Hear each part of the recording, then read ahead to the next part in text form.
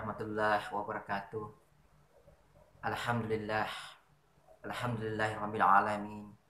Wassalatu wassalamu ala asrafil anbiya'i wal mursalin Sayyidina Muhammadin wa ala alihi wa sahbihi ajma'in. Amma ba'du. Sahabat yang budiman dimanapun berada, hari ini saya ingin menyampaikan beberapa informasi terkait dengan pergolakan dunia internasional yang bulan-bulan ini masih terjadi sampai sekarang, yaitu pergolakan internasional dalam gerakan genosida yang dibangun oleh Israel Zionis terhadap warga Palestina. Kemarin tanggal 29 Januari 2024, saya menonton salah satu channel YouTube di berita atau media online yang disampaikan oleh salah satu relawan dari Mercy tentang kondisi yang ada di Gaza pada saat kemarin tanggal 29 Januari 2024. Mari kita ikuti bersama ya.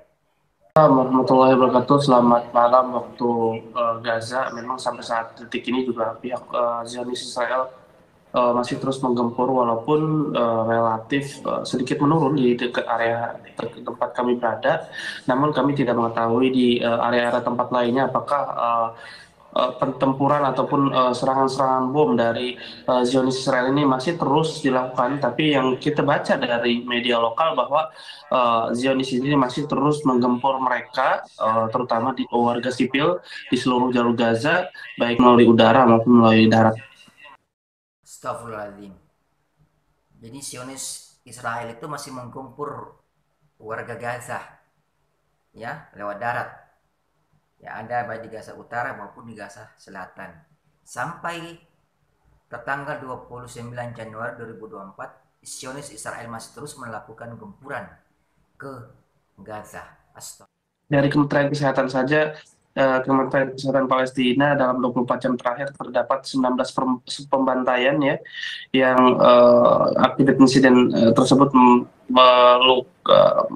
membuat warga 165 warga meninggal serta 290 lainnya dan luka-luka, dan total sejak 7 Oktober lalu, artinya dari Kementerian Kesehatan Palestina tercatat 26.422 warga sudah meninggal, di antara mereka ada 12.000 anak-anak dan juga 7-8.000 adalah wanita, serta terdapat 120 jurnalis ya, dan juga 340 tim medis yang meninggal, serta ratusan lainnya dari pengurus UNRWA atau UN yang bekerja di jalur Gaza, dan serta lansia yang meninggal akibat gempuran oleh pihak militer Zionis Israel. Dan korban luka-luka juga sudah mencapai 65.000 lebih, dan didominasi oleh anak-anak dan serta perempuan. Dan sampai saat ini pihak Zionis Israel ini masih terus mereka melangsungkan serangan-serangan daratnya di seluruh titik-titik yang ada di jalur Gaza. Bahkan kami saat ini masih mengamankan diri di kota Khan Yunis, jalur Gaza bagian selatan, di sekitar area rumah sakit Eropa. Kami pun mendapat ancaman 72 jam kami untuk segera dievakuasi ke kota Rafah antara perbatasan Palestina dan juga Mesir.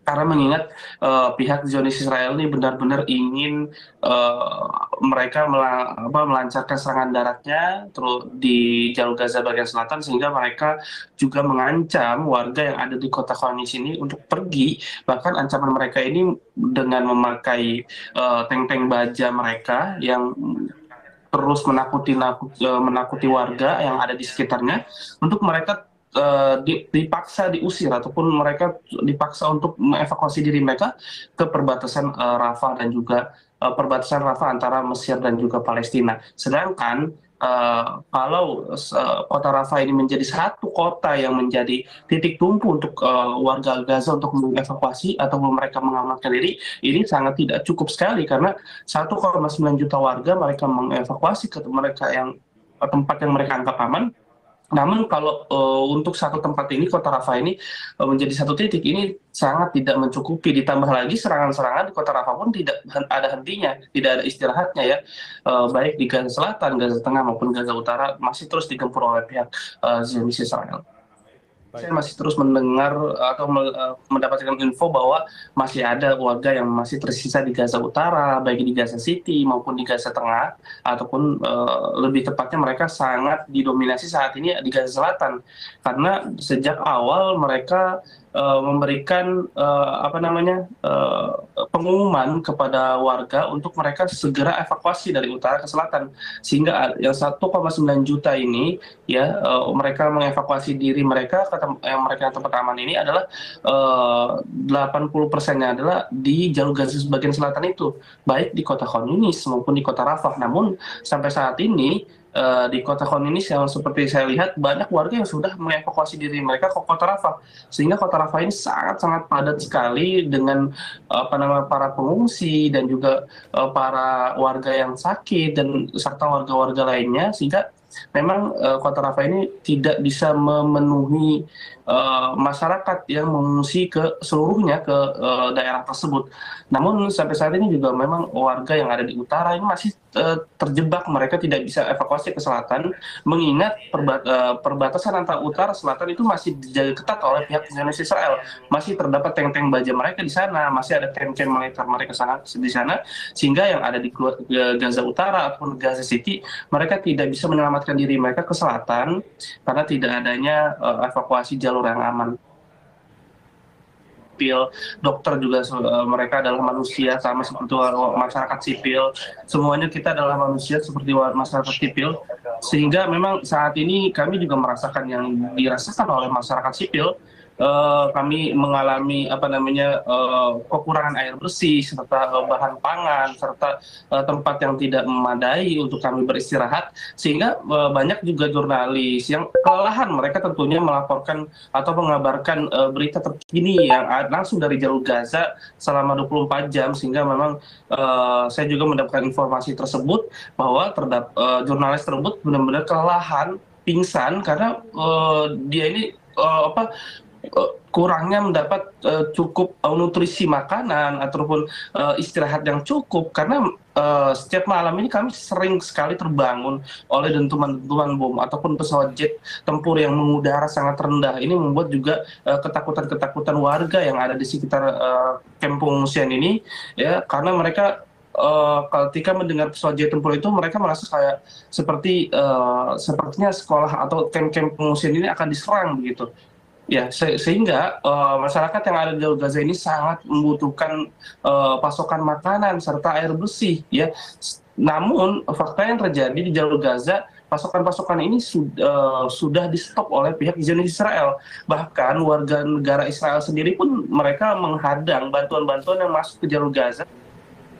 Ya, kalau yang saya dapatkan dari media lokal, masih ada beberapa truk yang masuk, namun seperti sering saya sampaikan bahwa truk-truk yang masuk ini masih jauh dari kata cukup, karena krisis-krisis ini benar-benar sangat miris ya, karena mereka benar-benar sangat kelaparan. Bahkan percaya tidak percaya, banyak warga yang meninggal akibat kelaparan, akibat suhu udara yang sangat dingin, mereka tidak mendapatkan tempat yang layak untuk mereka beristirahat begitu, sehingga bantuan-bantuan yang masuk ke jalur Gaza ini masih terus dibatasi. Namun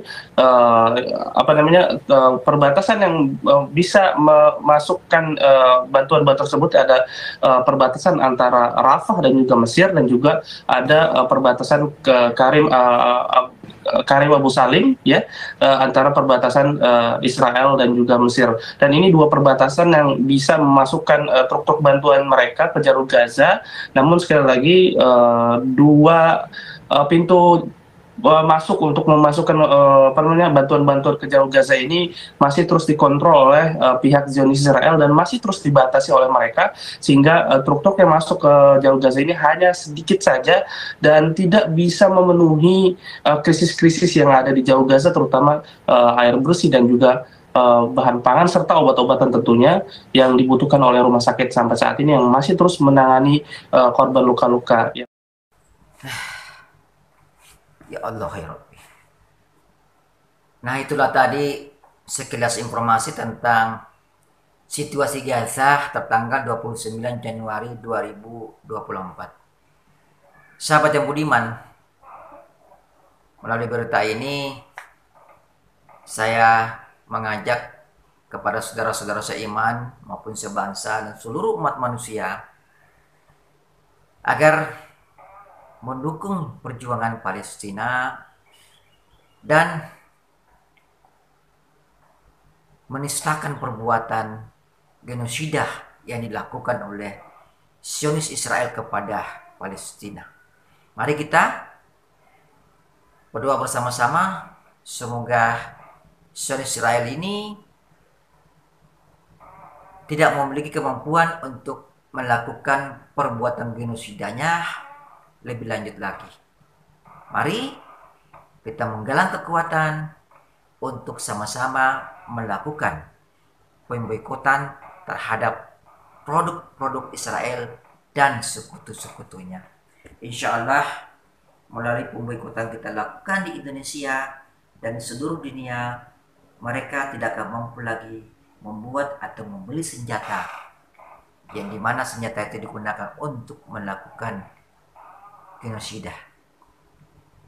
Sahabat yang budiman, genosida adalah kejahatan perang internasional. Kejahatan perang internasional yang tidak bisa dimaafkan. Tidak bisa dimaafkan. Apapun alasannya, apapun ya, apapun sangat tidak dapat dibenarkan.